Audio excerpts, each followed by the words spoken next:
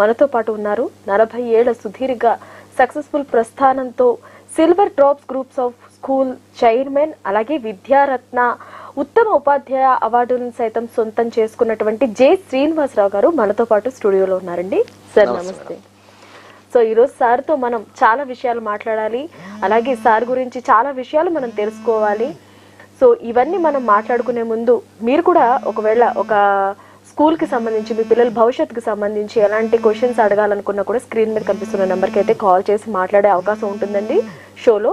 So ఇదంతా మనం మాట్లాడుకునే ముందు సార్ గురించి ఒక చిన్న ఏవి చూద్దాం. ఏవి ప్లీజ్.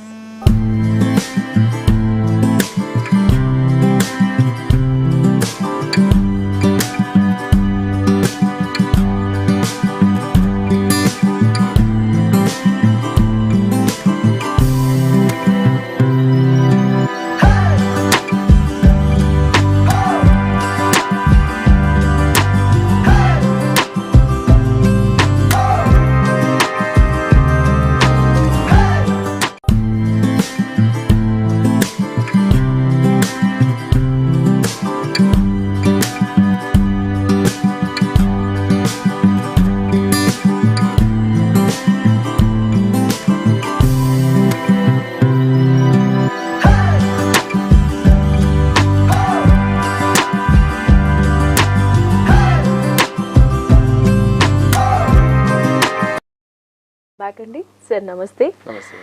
యాక్చువల్గా silver drops group of schools అంటే చాలా రకాల ఎన్నో బ్రాంచెస్కి మీరు అధినేత. అసలు మీ జర్నీ ఎక్కడ మొదలైంది, ఇప్పటి వరకు ఎంత సక్సెస్ఫుల్గా జరుగుతుంది, మీ లైఫ్ జర్నీ గురించి మాకు చెప్పండి సార్. నేను చదువుకున్నది వరంగల్ జిల్లాలో డిగ్రీ వరకు చదువుకున్న కాకతీయ యూనివర్సిటీలో. అక్కడ నుంచి హైదరాబాద్కు వచ్చేసి అప్పటికే 1982లో మా నాన్న స్థాపించినటువంటి సిల్వర్ డ్రాప్ స్కూళ్ళు ఒక సంవత్సరం పాటు మా నాన్న చేతి కింద పనిచేసి 1994లో ఒక బ్రాంచ్లో వర్క్ చేసుకొని అక్కడ నుంచి ఉస్మానియా యూనివర్సిటీలో జర్నలిజంలో సీట్ వస్తే యూనివర్సిటీకి వెళ్ళిపోయి హాస్టల్లో అక్కడే వండుకుంటూ ఒక పత్రికలో రిపోర్టర్గా పనిచేసుకుంటూ చదువుకున్నాను. రిపోర్టర్గా అయిపోయిన తర్వాత 98లో వివాహము, ఒక పాఠశాల బ్రాంచ్ ఇచ్చారు జిల్లెలగూడలో సిల్వర్ డ్రాప్ స్కూల్ను 100 మందితోని 97లో స్టార్ట్ చేసుకొని సుమారు ఇప్పటికీ 28 సంవత్సరాలు కావస్తుంది. ఒక బ్రాంచ్ 100 మందితో ఇచ్చినటువంటి బ్రాంచ్తోని ఇప్పటికీ సొంత భవనాల్లో 8 బ్రాంచులు చేసి 8 పాఠశాలను నిర్వహించడం జరుగుతుంది మేడం. ఇప్పుడు ఓకే, ఇప్పుడు ఈ 8 పాఠశాలలు ఏ ఏరియాస్లో ఉన్నాయి సార్? జిల్లెలగూడలో 3 బ్రాంచులు ఉన్నాయి. కర్మన్ఘట్లో kids world the Montessori school అని ఉంది. జిల్లెలగూడలో ఒక branch kids world the Montessori school, 2 బ్రాంచులు సిల్వర్ డ్రాప్స్వి. ప్రశాంతి హిల్స్ మీర్పేట్లో kids world the Montessori school. Akshara school అని వచ్చేసి నాదర్గుల్లో, బడంగ్పేట్లో ఒకటి ఉంది. నాదర్గుల్లో సిల్వర్ డ్రాప్స్ నెక్స్ట్ జన్ అని చెప్పేసి కొత్తగా పెట్టాను. అది సిబిఎస్ఈ స్కూల్గా రికగ్నిషన్ చేసుకుంటున్నాను. అది ఈ సంవత్సరమే ప్రారంభం చేయడం జరిగింది. ఇవన్నీ కూడా నా సొంత భవనాలు నిర్మాణం చేసిన తర్వాతనే పాఠశాలను గుర్తింపు తెచ్చుకోవడం జరుగుతుంది మేడం. ఓకే ఓకే, ఇంత సక్సెస్ఫుల్గా 40 ఏళ్ల జర్నీ అంటున్నారు. సో ఈ మొత్తం టోటల్గా మీ స్కూల్ స్ట్రెంగ్త్ ఎంత ఉంటుంది ప్రజెంట్ మీరు ఉండే చోట స్ట్రెంగ్త్? ఒక స్కూల్లో ఇక్కడ నేను ఉండే కాడ జిల్లెలగూడలో ఒక బ్రాంచ్లో వచ్చేసేసి 1000 మంది ఉన్నారు. ఇక మొత్తం కలిపేసి 3000 మంది స్ట్రెంగ్త్ ఉన్నారు మేడం. Okay okay. సో మీరు జర్నలిజం కూడా చేశారన్నారు, మరి దాంట్లో ఏదైనా వేరే జాబ్ చేయడం అట్లా ఏమైనా జరిగిందా? జర్నలిజం ఉస్మానియా యూనివర్సిటీలో మాస్ కమ్యూనికేషన్ జర్నలిజం చేసుకుంటూ ఒక పత్రిక వార్తలో రిపోర్టర్గా చేశాను కొంతకాలము. అక్కడ నుంచి అంతకంటే ముందు ప్రజాశక్తిలో చేసిన రిపోర్టర్గా.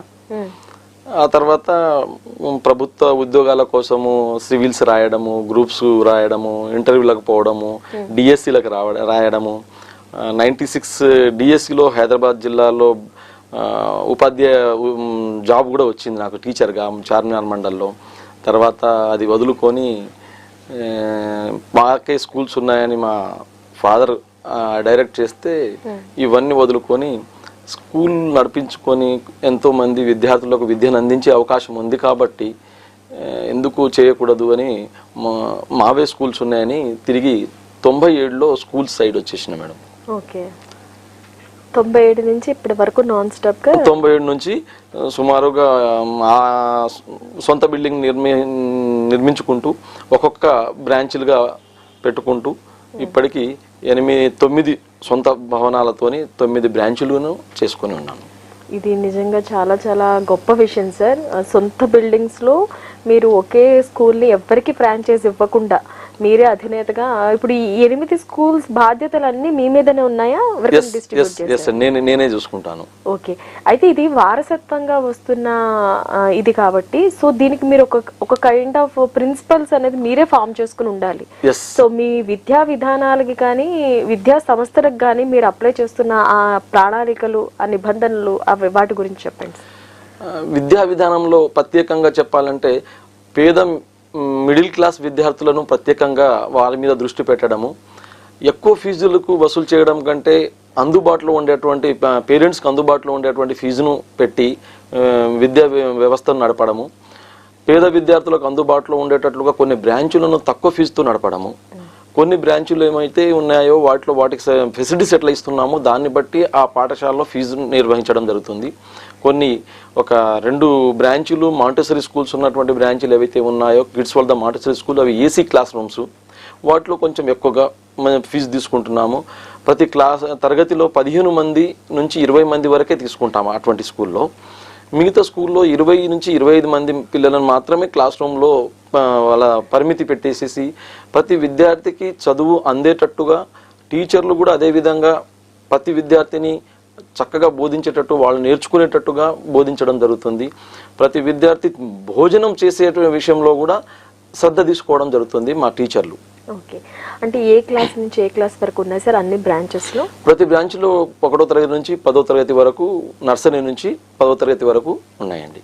ఓకే, అంటే ఇప్పుడు నార్మల్ పీపుల్ కూడా ఎఫోర్డ్ చేయగలరు మీ స్కూల్? మా స్కూల్లో normal people, high class people ఎవరైనా ఎఫోర్డ్ చేసే విధంగా ఆ విధంగా బ్రాంచెస్ ను పెట్టుకున్నాను. ఓకే, అంటే ప్రస్తుత ఎడ్యుకేషన్ విధానానికి వస్తే ముందర ఎడ్యుకేషనల్ ఇన్స్టిట్యూట్స్ ఏవైతే ఉన్నాయో అవన్నీ కూడా చాలా కార్పొరేట్ ఎడ్యుకేషన్ ఇస్తున్నాయి.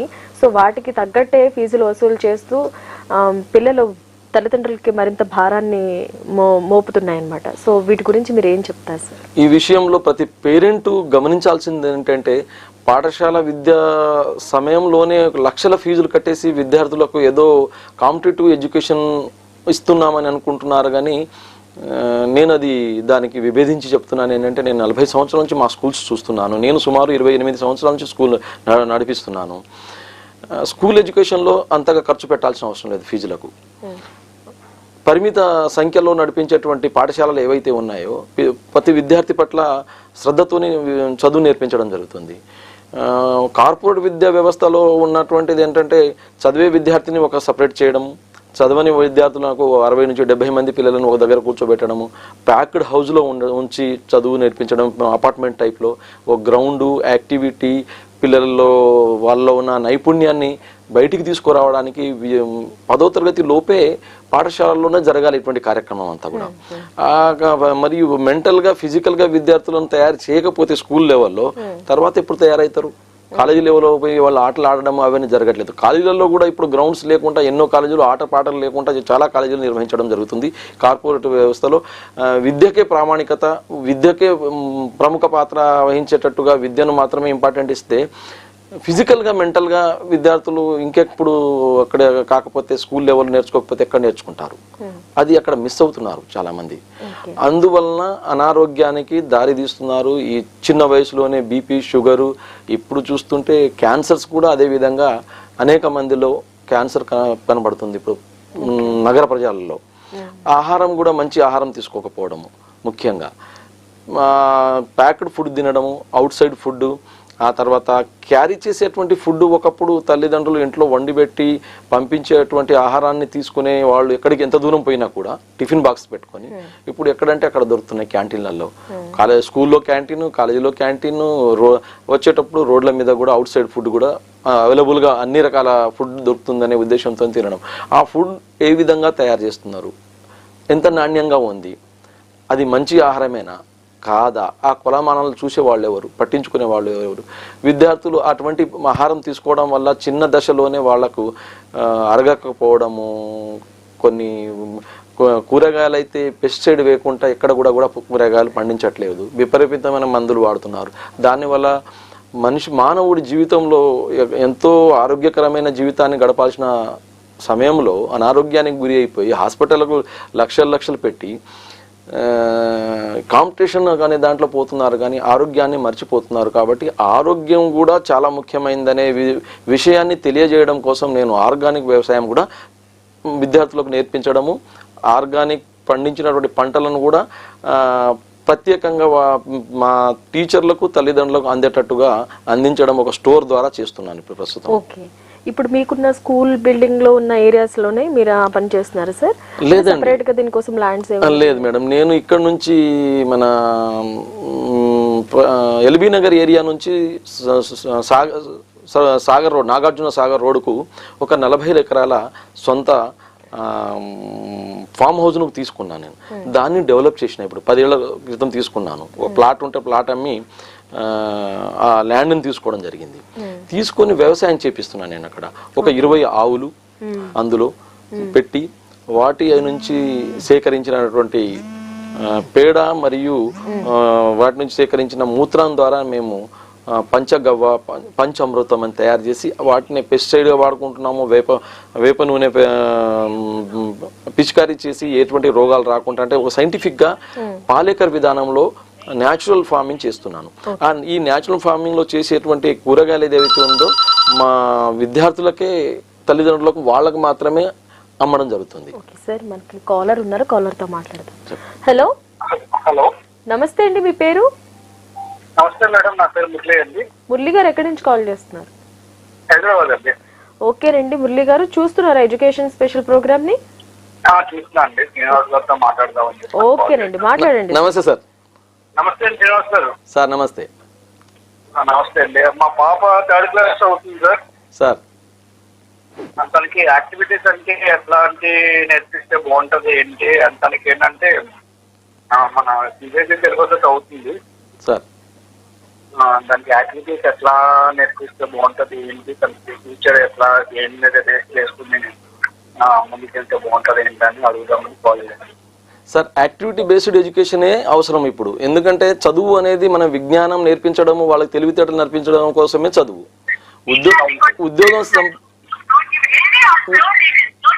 ఉద్యోగం సంపాదించడం కంటే విషయం ఏంటంటే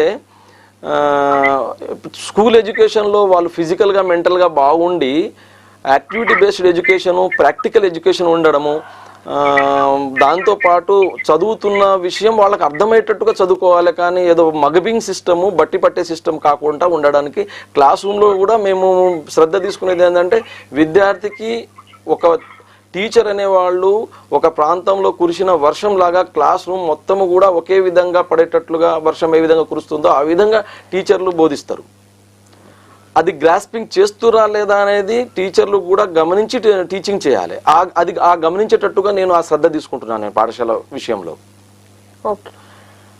ఓకే సార్, ఇంకొక క్వశ్చన్ ఏంటంటే, competitive education and quality education, silver drops స్కూల్లో పిల్లలకి ఏ కైండ్ ఆఫ్ ఎడ్యుకేషన్ దొరుకుతుంది? క్వాలిటీ ఎడ్యుకేషన్ దొరుకుతుందండి. క్వాలిటీ ఎడ్యుకేషన్ అంటే, నేను ఇంతవరకు మా దగ్గర నుంచి 10వ తరగతి విద్యార్థులు సంవత్సరానికి 100 నుంచి 150 మంది పాస్ అయిపోతున్నటువంటి విద్యార్థులంతా కూడా, నేను ఇప్పుడు గత సంవత్సరం అమెరికాకు ఒక విద్యార్థి దగ్గర వెళ్ళొచ్చాను. నా స్టూడెంట్ అక్కడ సెటిల్ అయిపోయి ఒకసారి మీరు రండి అని. అంతకంటే ముందు దుబాయ్కి వెళ్ళొచ్చిన ఒక స్టూడెంట్ పిలిచిండు అన్నట్టు. అంటే వాళ్ళు ఇక్కడ పాఠశాల చదివి ఇంకొక విద్యార్థి ఇప్పుడు నాకు వీసా పంపిస్తున్నాడు, నెక్స్ట్ ఆస్ట్రేలియాకి వెళ్తున్నాను, వాళ్ళు అక్కడ సెటిల్ అయ్యారు ఆ స్టూడెంట్స్. వాళ్ళు అంటారు ఏంటంటే, వాళ్ళ అన్న విషయం నేను ఇక్కడ మళ్ళీ ఉద్ఘాటిస్తున్నాను ఏంటంటే, సార్ మేము ఈ స్కూల్లో చదవడం వల్ల ఈరోజు విలువలతో కూడుకున్న జీవితాన్ని బతుకుతున్నాము. అంటే విద్య ఒకటే కాదు, విలువలు కూడా కావాలి. ఇంకొక విద్యార్థి నాకు, అంటే అది ఆఫ్ ద రికార్డ్ మేజర్గా చేస్తున్నాడు, అతను వచ్చి నాకు సలహా ఇచ్చిపోయారు, సార్ పాఠశాలలో ఇవి తక్కువ ఉన్నాయి, ఇవి ఇంప్లిమెంట్ చేయండి అని చెప్పేసి. ఇమీడియట్గా నేను అప్పటికప్పుడు థియేటర్ కావాలని అన్నారు. థియేటరు, సెమినార్ హాలు ఒక విత్ ఇన్ ద 2-3 monthsలో నిర్మాణం చేయడం జరిగింది.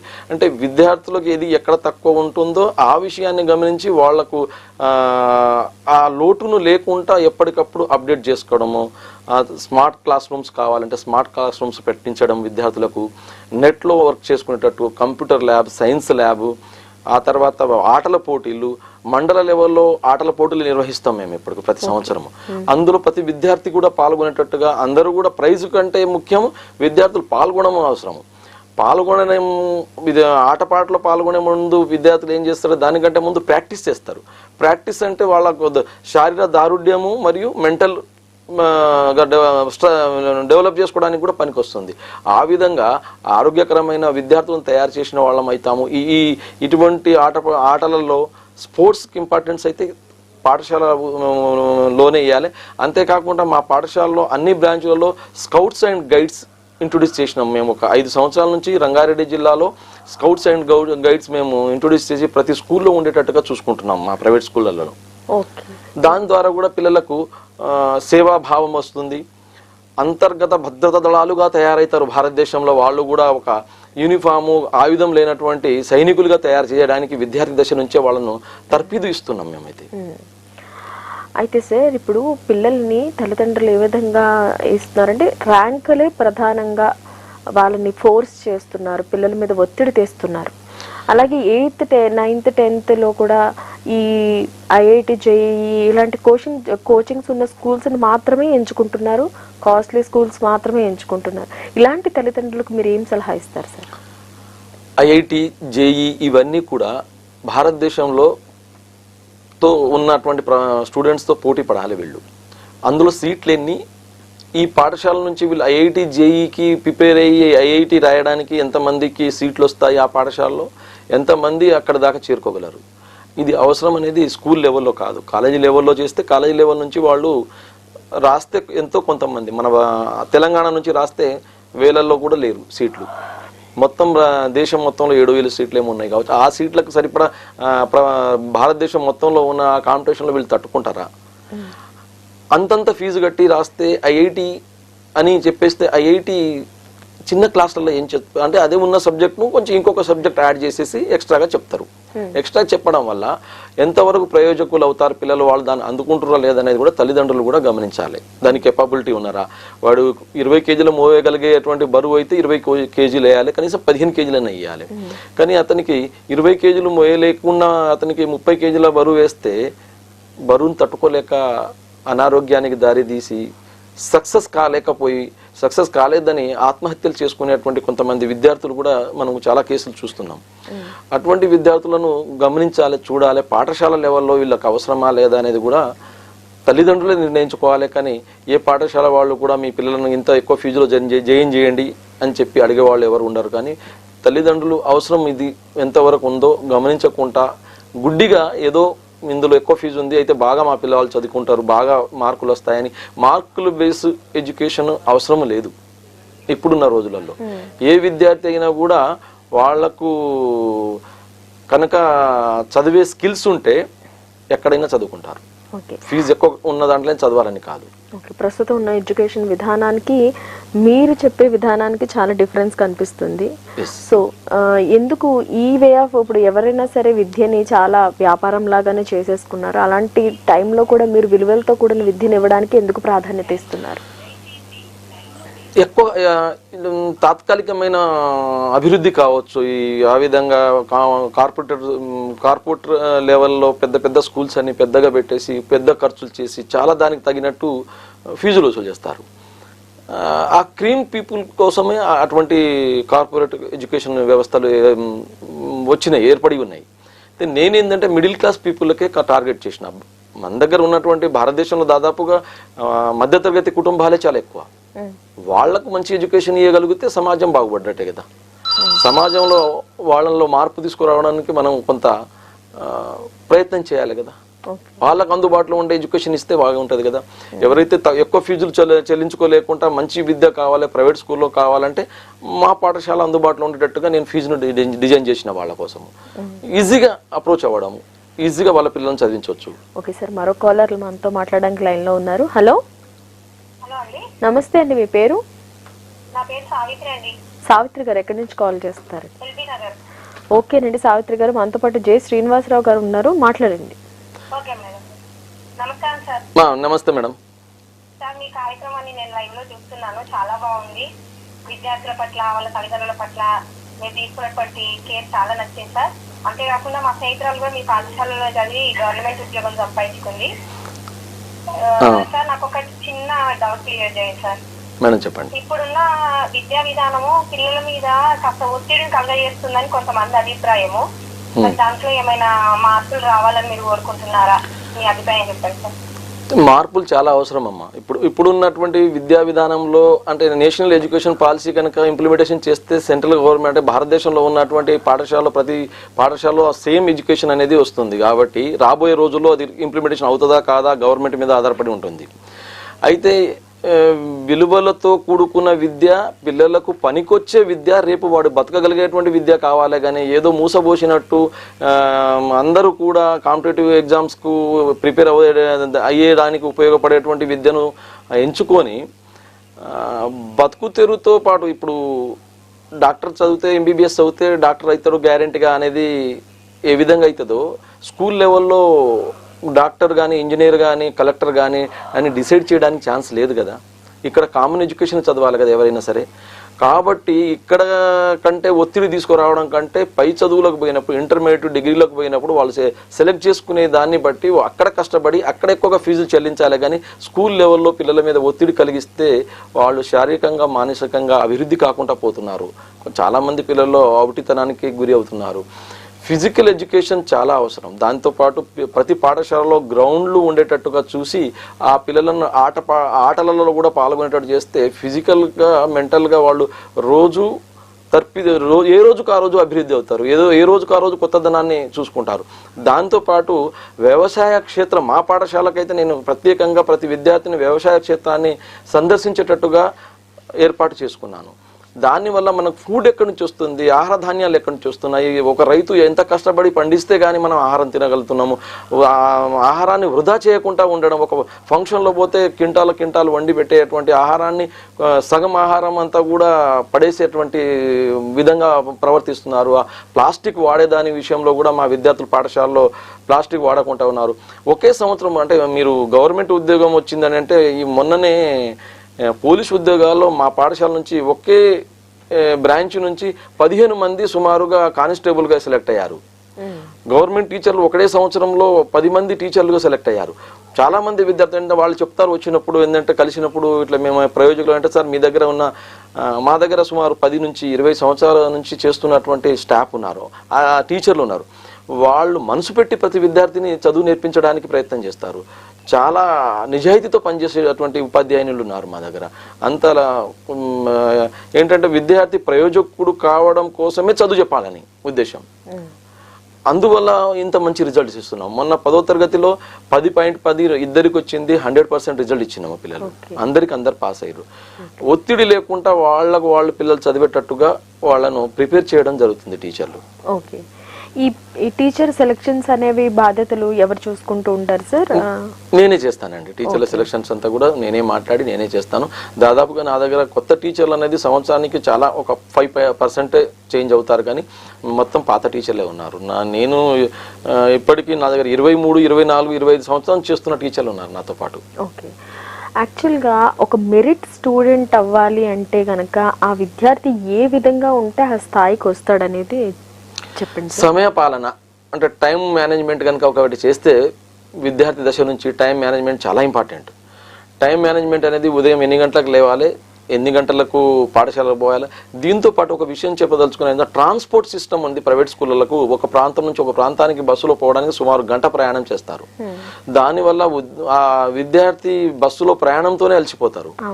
అయితే మన దగ్గర ఉన్నటువంటి సిస్టమ్ ఇది. బయటి దేశాల్లో ఏ ప్రాంతంలో ఒక కాలనీలో ఉంటే ఆ కాలనీకి సరిపడా ఒక స్కూల్ను నిర్మాణం చేయడం జరుగుతుంది అక్కడ.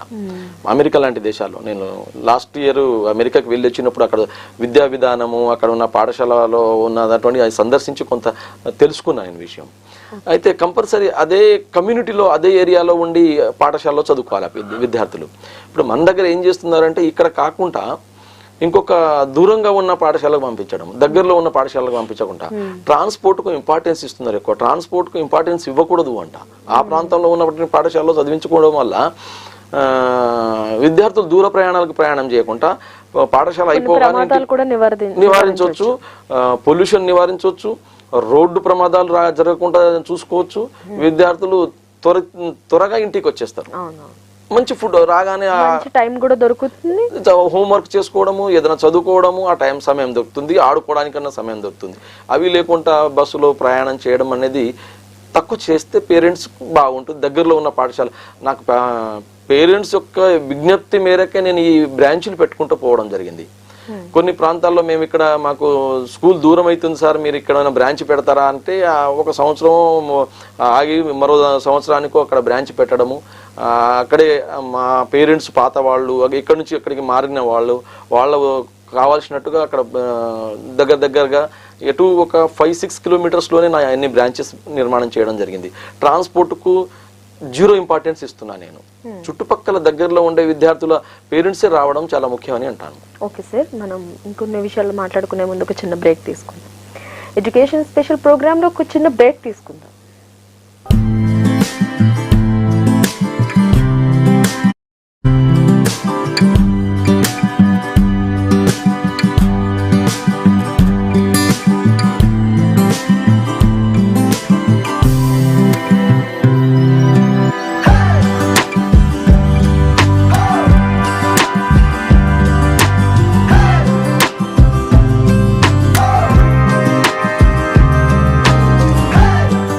రివ్వున ఎగిరే గోవా నీ పరుగులు ఎక్కడికమ్మా అంటూ అప్పట్లో ఈ సాంగ్ తో పరిచయమై బాలకృష్ణ, నాగార్జున, రాజేంద్ర ప్రసాద్, బన్నీ వంటి ఎంతో మంది అగ్ర హీరోల సినిమాలలో చైల్డ్ ఆర్టిస్ట్ గా మెరిసిన విశ్వ కార్తికేయ కళా పోషకులు అల్లంత దూరాన అంటూ యువ నటుడినిగా తనకంటూ ఏంటో నిరూపించుకుని సత్తన్నతో సందడి చేయడానికి సిటీ విజన్ లైవ్ వచ్చేస్తున్నారు. సత్తన్న స్పెషల్ గెస్ట్ విశ్వ కార్తికేయ సాయంత్రం 5:45 నుండి 6:30 గంటల వరకు మీ సిటీ విజన్ లైవ్ లో. Don't miss it. City vision singing star. అందరికీ నమస్కారం అండి. నేను singer Kovala Shesh Kumar. City vision singing stars live programme కి నేను పాటలు పాడేందుకు వస్తున్నాను. మీరు పాడటానికి రెడీగా ఉండండి. City vision singing stars live programme ఈ ఆదివారం అనగా 19/5/2024 ఉదయం 10:30 గంటల నుండి మధ్యాహ్నం 12 గంటల వరకు ఉంటుంది. మీరు పాడటానికి సిద్ధంగా ఉండండి. Be ready, don't miss. Thank you. నేను సింగర్ శ్రీలక్ష్మి. ఈ మే 19వ తారీఖున ఆదివారం ఉదయం 10:30 నుండి 12 గంటల వరకు city vision singing star live programmes లో నేను మంచి మంచి పాటలతో మీ ముందుకు వస్తున్నాను. మీరు కూడా మీ పాటలతో రెడీగా ఉంటారని అనుకుంటున్నాను. Don't miss it. Stay tune. City vision singing stars. Thank you.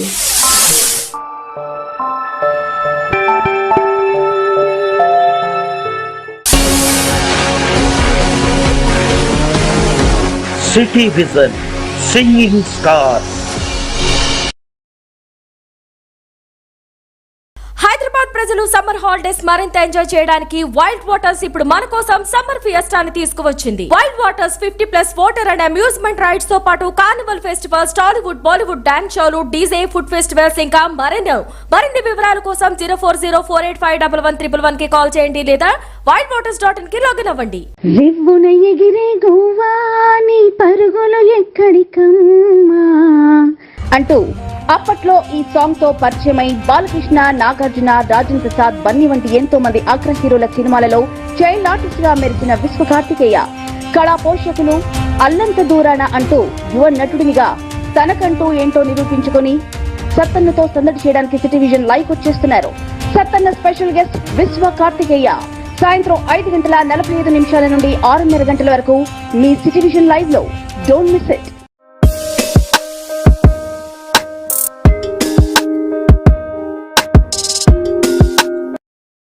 Welcome to education special అండి. సార్ మనం వాల్యుబుల్ ఇన్ఫర్మేషన్ ఇస్తున్నారు, ఎలా మన పిల్లల్ని మెరిట్ స్టూడెంట్స్ చేయొచ్చని. సార్ ఇప్పుడు మీరు ఒక మంచి పాయింట్ చెప్తున్నారు, ఈ ట్రాన్స్పోర్టేషన్ ద్వారా ఎలాంటి విషయాల్లో మనం ఇంకా టైంని మన పిల్లలకి ఇవ్వచ్చు అనేది చెప్పండి సార్. ట్రాన్స్పోర్ట్ అనేది అదే పాఠశాలలకు ఒక 10 నిమిషాల ముందు చేరుకొని ఉదయము పాఠశాల వదలగానే 15-20 నిమిషాల్లో పాఠశాల నుంచి వాళ్ళు ఇంటికి చేరుకోవాలి. ఆ విధంగా ఉండాలి. మనం గతంలో చదివినటువంటి పాఠశాలలు, ఒక ఊర్లో ఒక పాఠశాల ఉండేది. చుట్టుపక్కల నుంచి అందరూ వచ్చేసి 15-20 నిమిషాల్లో నడుచుకుంటూ స్కూల్కి చేరుకోవడం, ఆటలు ఆడుకోవడం, స్కూల్ అయిపోగానే ఒక గంట సేపు అర్ధగంట ఆడుకోవడం, ఇంటికి పోవడం. ఆ ఇంటికి వెళ్ళిన తర్వాత ఏమన్నా హోంవర్క్లు ఉంటే హోంవర్క్లు చేసుకోవడం, చదువుకుని. ఇవాళ భారతదేశంలో ఉన్నటువంటి ఇప్పుడు జనరేషన్ 40-50 ఇయర్స్ ఏజ్ ఉన్న వాళ్ళంతా కూడా ప్రభుత్వ స్కూల్లో చదివిన వాళ్ళే భారతదేశాన్ని పరిపాలిస్తున్నారు. ప్రభుత్వ స్కూల్లో చదువుతున్న వాళ్ళు, ఐపీఎస్లు, ఐఏఎస్లు అంతా కూడా ప్రభుత్వ స్కూల్లో చదివిన వాళ్ళు చాలా మంది ఉన్నారు. కానీ ఇప్పటి పిల్లలు ప్రైవేట్ స్కూల్లో చదువుకొని ఎంతమంది ఐఏఎస్లు, ఎంతమంది ఐపీఎస్లు అవుతారు, ఎంతమంది గొప్ప వాళ్ళు అవుతారు, ఎంతమంది నాయకులు అవుతారో తెలుస్తలేదు. ఒత్తిడితో కూడుకున్న ఎడ్యుకేషన్ అవుతుంది ఇప్పుడు. ఒత్తిడి లేని ఎడ్యుకేషన్ ఇవ్వాలి. ఎవరైనా సరే వారు ఎంత గ్రాస్ప్ చేయగలరు, ఎంతవరకు నేర్చుకోగలరు, ఎంతవరకు చదవగలరో అంతనే ఇవ్వాలి. కానీ చదువున వాడికి కెపబిలిటీ ఉందో లేదో తెలియకుండానే తీసుకుపోయి ఇది ఐఐటి ఉన్న స్కూల్, ఇందులో ఫౌండేషన్, ఐఐటి ఫౌండేషన్ ఉన్న స్కూల్ అని చెప్పేసి జాయిన్ చేసేస్తున్నారు.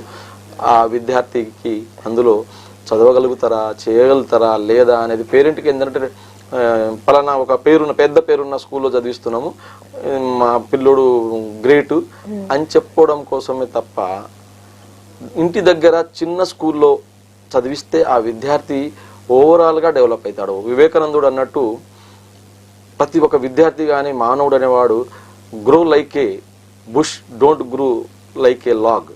ఒక స్ట్రేట్గా పెరిగేటువంటి చెట్టు గాలికి పడిపోతే ఇరిగిపోతుంది, మళ్ళీ పెరగడానికి చాలా సమయం పడుతుంది.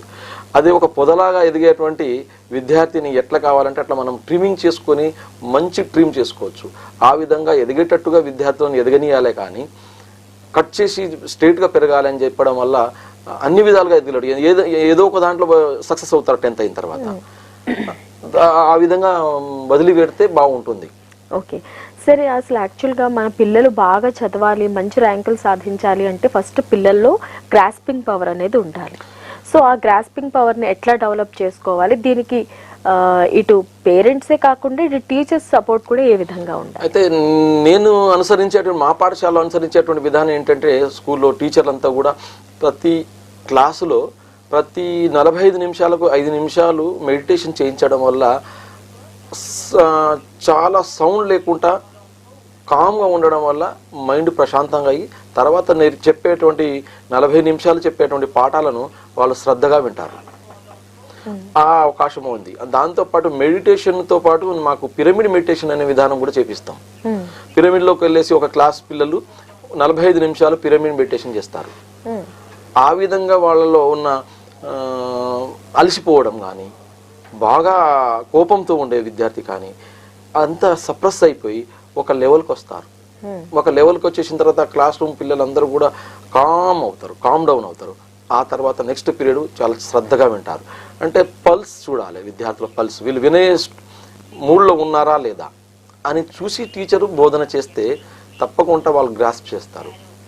లేకపోతే గ్రాస్పింగ్ పవర్ ఉండదు వాళ్ళ పిల్లలకు.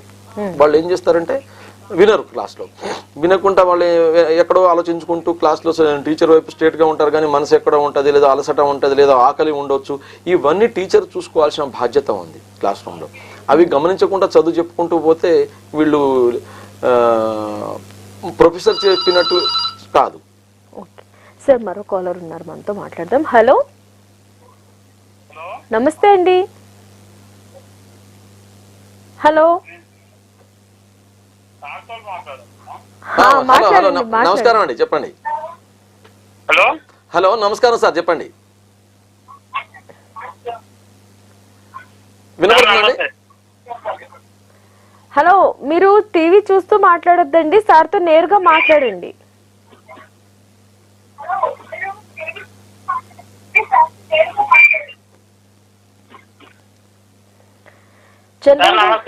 నమస్తే సార్. హలో సార్, మీరు టీవీ చూస్తూ మాట్లాడితే లైన్ కట్. నమస్తే నమస్తే, నాకు వినపడుతుంది. టీవీ చూస్తూ మాట్లాడుతున్నారు సార్. నమస్కారం. నమస్తే.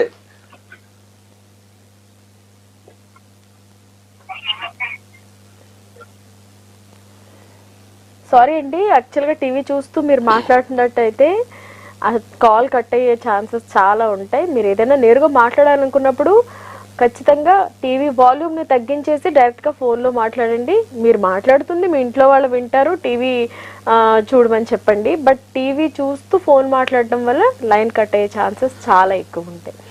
ఎనివే సార్, మనం పిల్లల్ని యాక్టివ్గా ఉంచాలి, మంచి మెమరీతో హెల్దీ వాతావరణం ఇచ్చి ఉంచాలి అన్నప్పుడు పిల్లల పట్ల ఎలాంటి శ్రద్ధ తీసుకోవాలి? హలో హలో మేడం, మీ వాయిస్ వినిపిస్తుంది. చెప్పండి. ఇప్పుడు సార్తో మాట్లాడండి. ఇప్పుడు వినపడుతుందండి సార్? నమస్తే సార్. నమస్తే అండి సార్. ఏం లేదు సార్, మీ పిల్లలు కొంచెం బయట తీస్తున్నారు చూడండి. అర్థం కావట్లేదండి మీరు అడిగిన క్వశ్చన్. ఏం లేదు, మా స్కూల్లో మా బాబు ఉన్నాడు, కొంచెం చూడమని చెప్తున్నా. Okay okay. మీ బాబు ఏ క్లాస్ చదువుతున్నాడు? ఏ క్లాస్ అవుతున్నారు? 9th. ఓకే. బయట తీస్తున్నారు, కొంచెం చూడండి సార్. ఇప్పుడు ఇప్పుడు ఇప్పుడు 13వ తారీఖు నుంచి స్కూల్ ఓపెన్ అవుతాయి. స్కూల్ టైంలో స్కూల్లో ఉంటారు. నుంచి ఏం ఇన్ఫర్మేషన్ రావట్లేదు సార్, అందుకని చెప్తున్నా. ఒక్కసారి మీరు మీరు ఎవరో పేరు చెప్పండి, విద్యార్థి పేరు.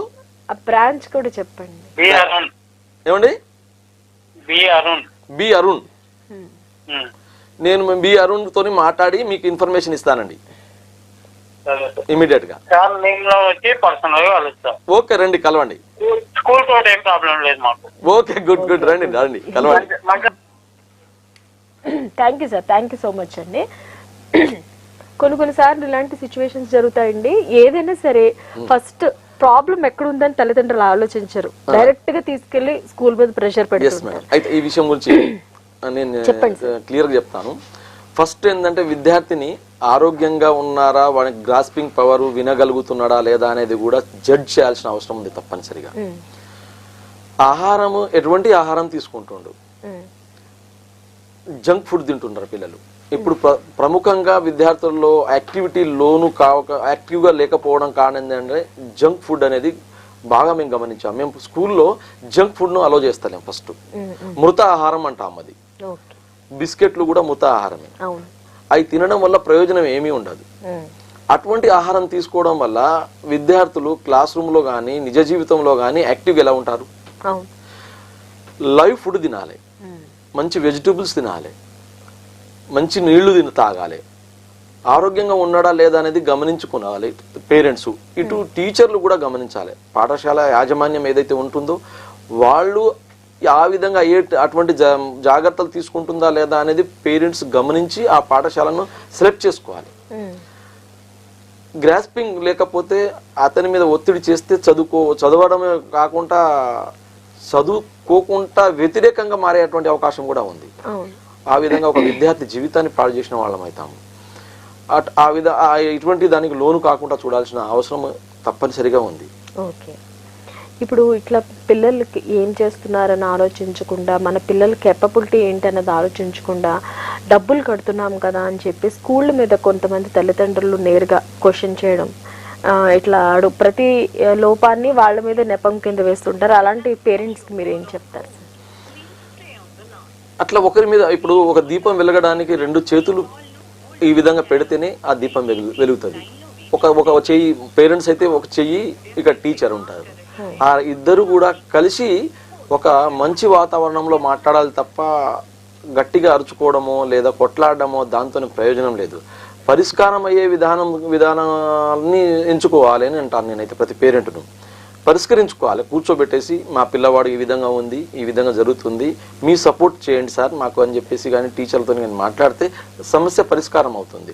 ఒకసారితోని కాదు, ప్రతి నెల కానీ ప్రతి 15 రోజులకు ఒకసారి కానీ పాఠశాలకు రావాలి. ఏం జరుగుతుంది, ఎక్కడ ఏం జరుగుతుందో, ఎక్కడ లోపం ఉందో అనేది పేరెంట్స్గా వాళ్ళ బాధ్యత కూడా. ఫీజు కడుతున్నప్పుడు పేరెంట్స్ తప్పనిసరిగా పాఠశాలను సందర్శించి విద్యార్థి ఎలా చదువుతున్నాడు, చదవలేకపోవడానికి కారణాలు ఏంటి, మేమేనా పేరెంట్స్ కారణాలా, ఇక్కడ స్కూల్ కారణమా లేదా టీచర్ కారణమా, ఎక్కడ ఉన్నదనేది స్కూల్ లెవెల్లోనే చూసుకోవాలి. అయితేనే వాళ్ళకు మంచి భవిష్యత్తు ఇచ్చిన వాళ్ళు పేరెంట్గా మిగులుతారు, లేకపోతే వాళ్ళ భవిష్యత్తు అంధకారం అవుతుంది. ఇది గమనించుకోవాల్సిందే ప్రతి పేరెంట్. ఓకే సార్, ఇప్పుడు మన పిల్లలు ఇప్పుడు యాక్టివ్గా ఉండి మంచి నాలెడ్జ్ని గెయిన్ చేయాలంటే పిల్లలు అసలు ఎలాంటి ఆహారం తీసుకోవాలి, ఎలాంటి లైఫ్ స్టైల్ని లీడ్ చేయాలంట? ఫ్రెష్ ఫ్రూట్స్, మంచి ఆహారం, లైవ్ ఫుడ్, ఓకే సార్, కాలర్తో మాట్లాడదాం. హలో హలో, నమస్తే అండి. గుడ్ ఆఫ్టర్నూన్ అండి. నమస్తే. మీ పేరు? నా పేరు సరిత అండి. సరిత గారు ఎక్కడి నుంచి కాల్ చేస్తున్నారు? కర్మన్ ఘాట్ అండి. ఓకేనండి, సార్తో మాట్లాడుతుంది. మేడం చెప్పండి. హలో, నమస్తే సార్. నమస్తే మేడం. సార్ మేము కర్మన్ ఘాట్ లో ఉంటామండి. మేడం అయితే మా పేరెంట్స్ వచ్చేసి అక్కడే జిల్లలగూడలో ఉంటారు సార్. సో మొన్న ఈ మధ్య మీది ఆర్గానిక్ స్టోర్ కి వచ్చామన్నమాట.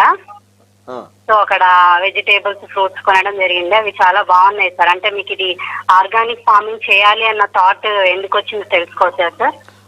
మేడం ఏంటంటే ఆర్గానిక్ అనే వెజిటేబుల్ అనేది అంటే ఇప్పుడు న్యాచురల్ ఫార్మింగ్ చేస్తే అక్కడ నుంచి వచ్చిన ఫ్రూట్స్ ఇప్పుడు మనకు దొరకట్లేవు ఎక్కడ.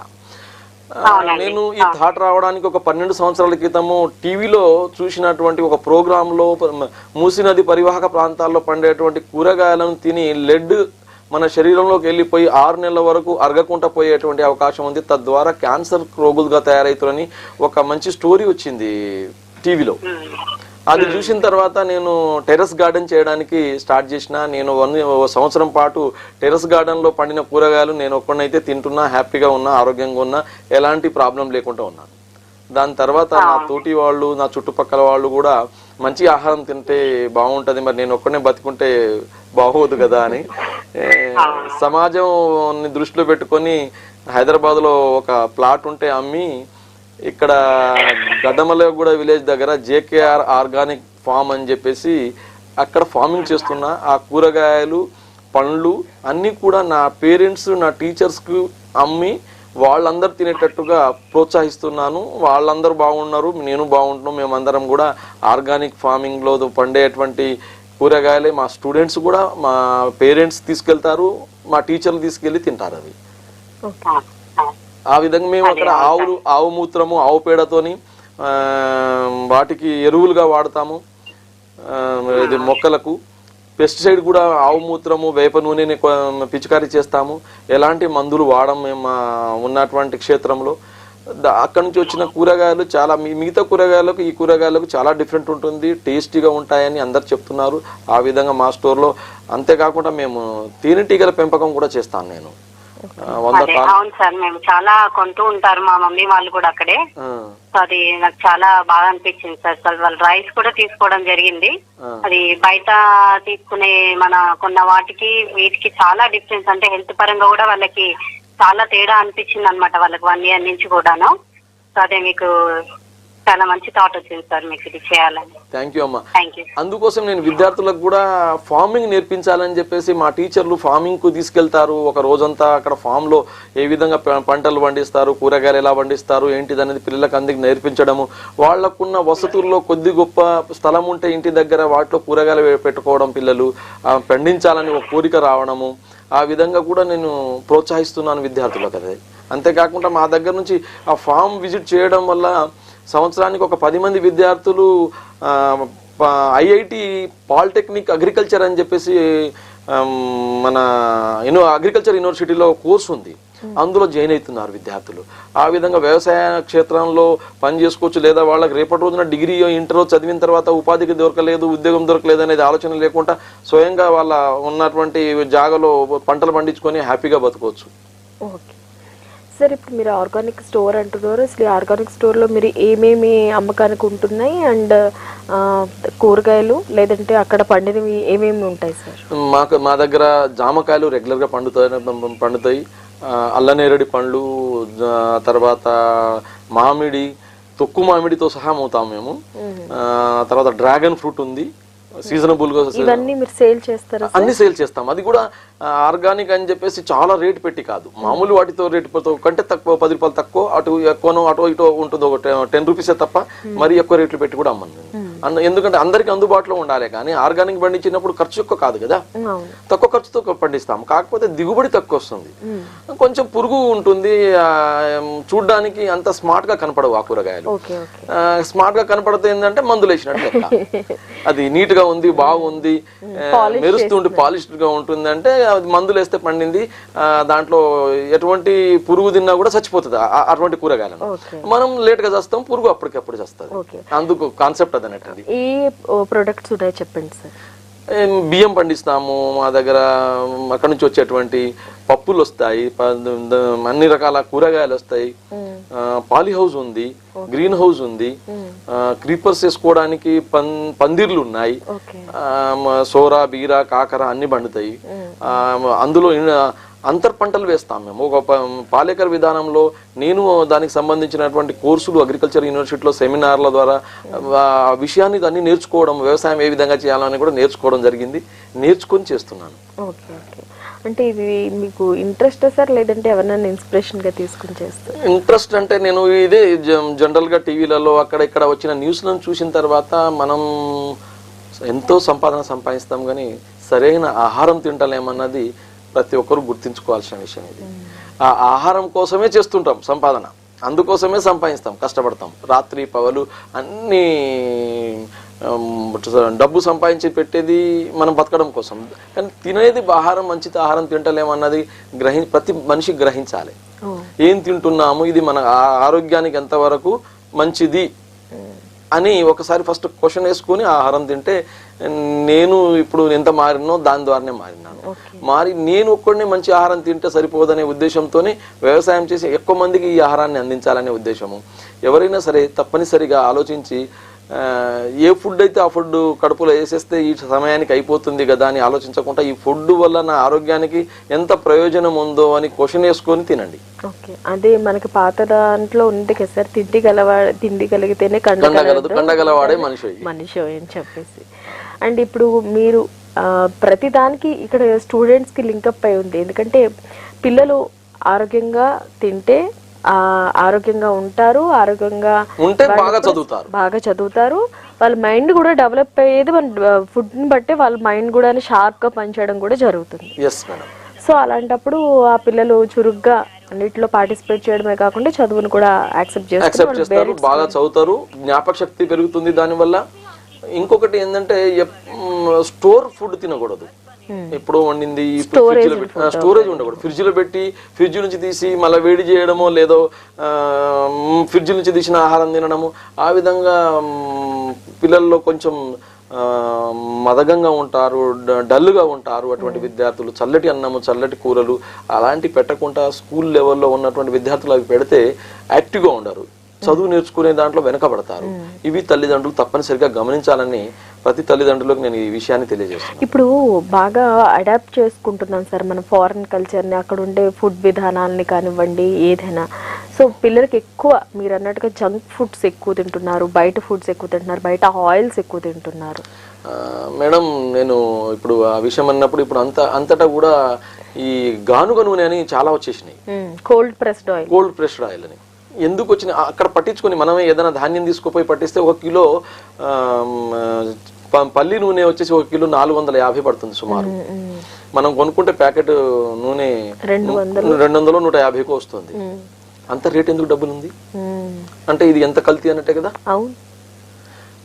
ఆ కల్తీ విషయాన్ని మనం తెలుసుకోకుండా దాంట్లో ఏమేమి వేస్తున్నారు, ఆ క్రూడ్ ఆయిల్ నుంచి వచ్చే ఆయిల్ కలుస్తుంది, మిగతా ఏమేమి కలుస్తున్నాయో ఏంటో అవన్నీ పర్సెంటేజ్లు ఏముంటున్నాయో తెలియకుండానే ఆ ప్యాకెట్ ఆయిల్ తీసుకొని తినేస్తున్నాము. ఎవరిని విమర్శించడం కాదు, కానీ ఒకప్పుడు ఆ విధంగా గానుగను పట్టించిన నూనెలు అటువంటి పదార్థాలు తిన్నారు కాబట్టి మన పూర్వీకులు కూడా చాలా ఆరోగ్యంగా ఉన్నారు. హాస్పిటల్ ఇన్ని లేవు, ఎక్కడ కూడా ఏ హాస్పిటల్ పోయినా ఏ రోజు కూడా బెడ్ దొరకకుండా ఉండేటువంటి రోజు ఉన్నది. అవసరమా? మంచి ఆహారం తీసుకుంటే హాస్పిటల్లో డబ్బులు పెట్టాల్సిన అవసరం లేదు కదండి. ఎందుకు మంచి ఆహారం తినకూడదు? ఎవరికి వాళ్ళు క్వశ్చన్ చేసుకుంటే మంచి ఆహారం ఎక్కడైతే దొరుకుతుంది, ఏ విధంగా అవుతుంది, మనకు చేతనైనంత వరకు మనం పండించుకోవచ్చు కదా.